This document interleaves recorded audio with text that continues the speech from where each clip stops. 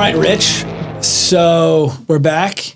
Welcome back. Pretty excited to be back. By popular demand. Popular demand. So I know today we're talking about Salt Life. Yeah, Salt Life is a very popular brand. And I think if people see the logo, it's very recognizable. I mean, I was on vacation over the summer, beach town, and you see this logo everywhere. Salt Life. People have the shirts. People have the hats.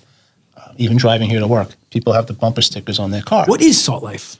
Well, it's a lifestyle company. They make beachwear, different type of clothing. Makes sense. It's not exactly a market that's limited to Salt Life. There's a lot of competition.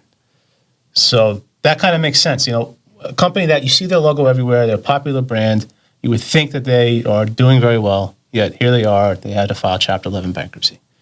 What could be the reason for that? Well, could be a few reasons. And I'm not saying this is the reason for the Salt Life bankruptcy, but it could be poor management, right? It could be competition. It could be that the cost of materials just skyrocketed and their profit margins went down. So there could be any number of reasons as to why a company like Salt Life, which is a very recognizable brand, had to file bankruptcy. This is actually an interesting point. So thank you. No, it is. No, but think about this though. I think that the topic of bankruptcy comes up periodically in the news. Like I remember a number of years ago, Trump said like something along the lines of all business owners file bankruptcy at some point in time, and was kind of like defending it, being like it's part of business. Do you remember that? Yeah, and yes, I do remember that, and it's not something that is just something that Trump has said. It makes sense.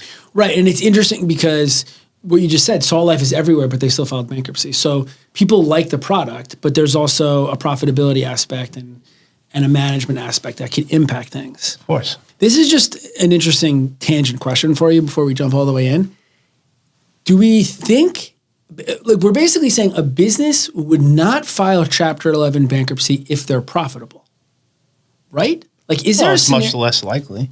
Is there a scenario, and I guess that's what I'm asking you, is there a scenario where a business could be generating profit and would strategically file bankruptcy?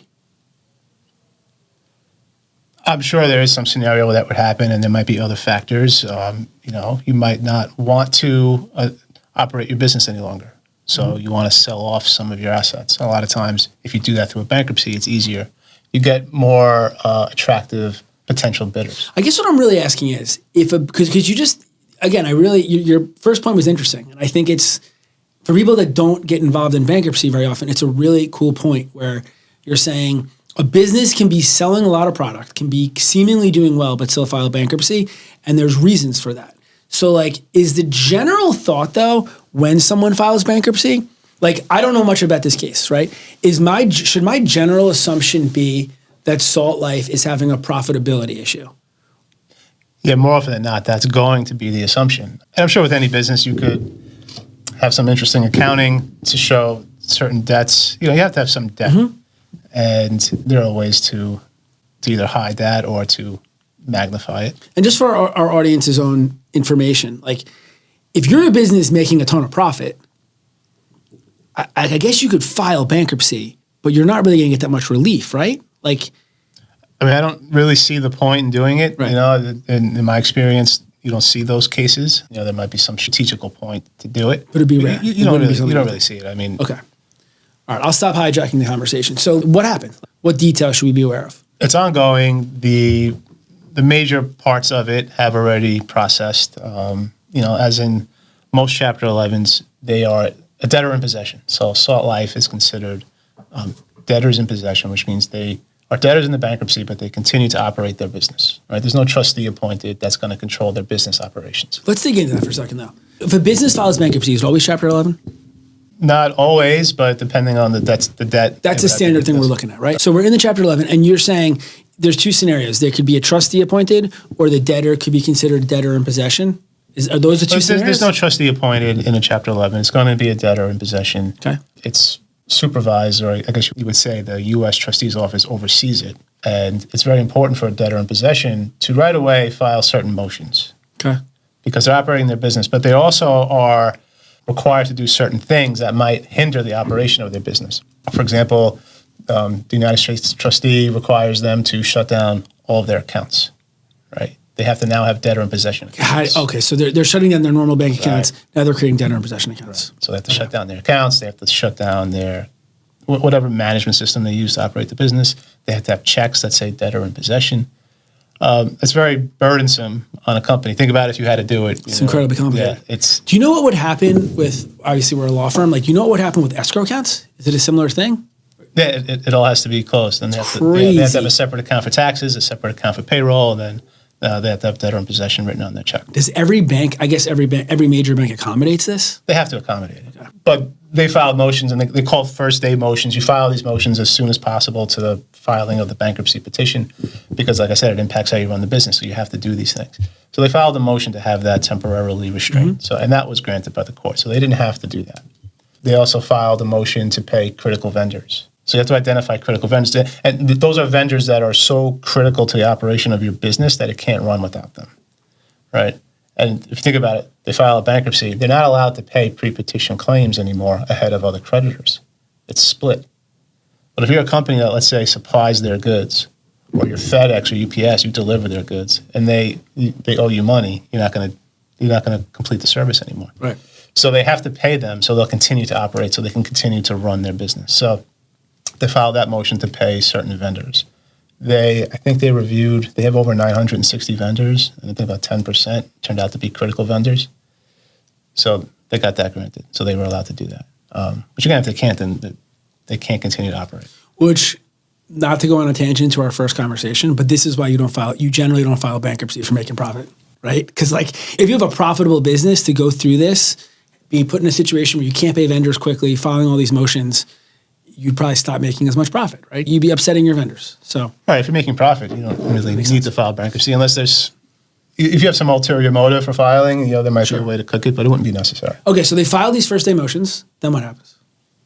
Well, part of the motions was a sale motion. So really what they're trying to do is sell off as many of their assets as possible. So, and let's just rewind a little bit. Prior to filing, there's a lot of preparation that goes into doing this Chapter 11. You don't just start preparing these motions after you file. I mean, they're prepared before you file your petition. They also went and negotiated with what's called a stalking horse bidder. Right? So it's a bidder, a company or whoever, who is going to make the initial bid on your assets. And they basically set the floor for the bidding process through the Chapter 11. Let's pause for a second. So you said a stalking horse bidder, yes. Right? So two questions about this. The first one, do you have to have one? You file bankruptcy, do you have to have a stalking horse bidder who's prepared to set the floor on the bid? I mean, it's very common. It makes the whole process much easier, right? Because you always have that bid. You can go through an auction and not get any bidders, right? No one can show up, and then what do? So really, you want to find that bidder ahead of time. So, hey, if we go through this and we don't have any other bids, I know I have someone here, I have a company here who is going to purchase these assets and get us where we need to be. Okay. So you really wouldn't file unless you had that. Okay. So second question, is a stalking horse bidder normally like someone else in the industry who is interested in that type of an asset? Or like, are there companies that are always stalking horse bidders who just kind of like are active in setting the floor in bankruptcy proceedings because they want to buy cheap assets? I mean, it could be both. I mean, generally what I see is it's, a company that's probably somewhat affiliated in that industry. Could be a competitor or just someone who like has their toe in the water in that sort of industry. But yeah, it could be a company who's like, hey, it's just a good way to make money. Okay. Yeah. All right, cool. So they actually found someone. So they found the company is FCM Saltwater Holdings, and their offer was $28 million to purchase all the assets. That included all their inventory, all their equipment, their copyrights, their patents, their marketing materials, and client data. And this company's name is the word Saltwater. So I imagine this company was created to buy the assets. It could be. I didn't say anything to verify that, but it's very possible. Okay. So they have the stalking horse. What happens? Well, that has to get approved. So that the stalking horse agreement has to be approved by the court, and the sale process has to be approved by the court, the bidding process. Okay. What's called the bidding procedures. So that gets approved. They set a date for an auction, and then the debtor then has to go and try to find bidders. So companies that they think would be interested in buying their assets, they let them know when the auction is, they set the bidding terms, and they send them certain material. So they're going to send them the stalking horse agreement, they'll send them the bid procedures and a confidentiality agreement and any due diligence. Because the Stalking Horse, they do all the due diligence ahead of time. So they're really invested in it. So they'll actually wind up getting what's called a breakup fee. If they're not the successful bidder, in this case, they're going to get 3% of the purchase price. So they send all that material to other potential bidders now, which could include the due diligence, but it might not, because if these bidders are competitors, then they wouldn't want to send them their due diligence. It's interesting. I mean, it makes sense because there's no auction if you don't get the Stalking Horse. Right. You need the Stalking Horse in there to get everything moving. Now, to qualify for the auction process, they have to make a qualified bid, these new companies. So it has to be at least 10% of the Stalking Horse price, and the terms have to be at least as good as a Stalking Horse agreement to qualify to then go bid. Interesting. So the business first goes and searches for a bidder, gets the bidder, gets that bidder to do some work, then gets an auction set up, and then tries to find new bidders to compete with their old bidder. Right. And I presume they don't really care who wins, right? They're just looking for the biggest bid. Yeah, they don't care who wins. Okay. All right, so they have the Stalking Horse. Now this motion's filed to get the auction approved. When will that be approved, or was that already approved? Yeah, it's already approved. They already had the sale. The Stalking Horse was not the successful bidder. It was a company called Iconics Hilco. I was rooting for the Stalking Horse. You know, I like the name. It's a cool name. But they went over by about $10 million. Their offer was about $38 million. Okay. Stalking Horse has the chance to match it. They chose not to. Is the Stalking Horse the only entity with the right to match? No, it's a normal bidding. Anyone can bid. Right. Okay. So, all right. So now is everything in Salt Life being sold? Not everything. Basically, the Stalking Horse was trying to purchase retail locations, which is what they're doing now. This new company, they're closing all the retail locations. Okay. So not everything is sold yet. So the case is still ongoing. There's still more sales to be had. As a matter of fact, there was a motion filed recently to liquidate some more IP and computer codes and customer data that wasn't part of this agreement. So they're still selling off some of the materials. Okay. And that's basically where we are now. So are we done? Like that's it? They're selling off the remaining stuff. Right. They'll continue to do that. And then how long will that take? Could that go on forever? They're just waiting for different bidders? It depends. Yeah, keep going through this process. It takes as long as it takes. Okay. Could be a while. We might have a part two. There you go. People love part twos. So big picture though, right? Like there's all this stuff going on in bankruptcy, right? There's all these different motions being filed, these different assets being sold. But to a Salt Life fan, to somebody who wears their clothes, is the brand going to continue? Most likely not. Okay. So go get the material now. Can we show? I brought something for you. I brought you a present. I love these things. Just so our vast audience can see the logo. It's cool. This is what it looks like. I've seen this before. You see this name. You see it. Looks good. The only problem with wearing hats is it's not clear that we're bald. Can't mess up our hair though. Bald thing right there. That's true. All right, cool. So, okay, so just to be clear though, so the winning bidder purchases the assets, but in this situation, they're purchasing, like you said, locations. They're purchasing like hard assets. They're not concerned with the brand. In this case, doesn't look like it. That's not in all cases.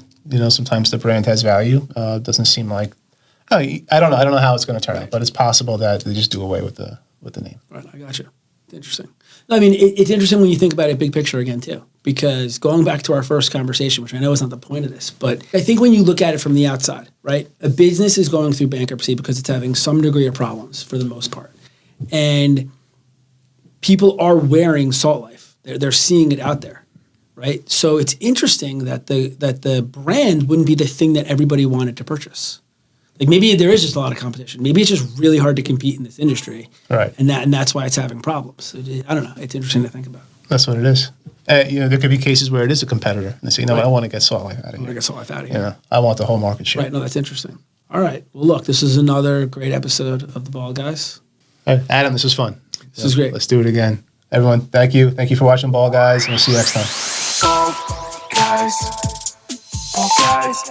Bald Guys of Bankruptcy. Bald Guys. Bald Guys. Bald Guys of Bankruptcy.